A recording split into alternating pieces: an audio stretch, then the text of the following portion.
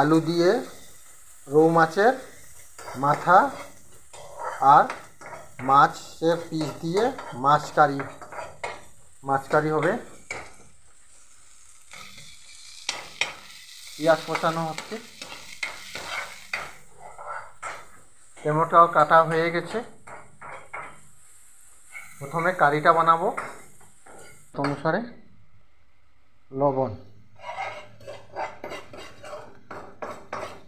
তারপরে একটু সময় কষানো হোক, তারপর টমেটো। ঠিক আছে, টমেটো কষানো হোক আবার।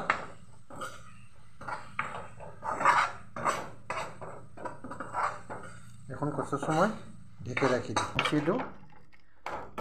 লবণ বা মশলাগুলো আলুতে মিক্স হবার জন্য, ভিতরে ঢুকবার জন্য একটু সময় আমরা আবার ঢেকে দেব। দেখেন আমার আলু কষানো হচ্ছে, মাছ কারির জন্য আলু কষানো হচ্ছে। মাছ কারিটা রেডি হয়ে গেছে। এখন আস্তে আস্তে মাছের পিসগুলি, ভাজা মাছের পিসগুলি এই দেখেন আস্তে আস্তে আমরা ছেড়ে দেব।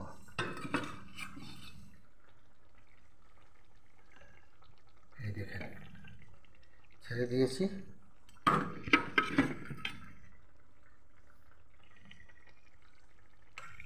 এই যে ছেড়ে দিয়েছি।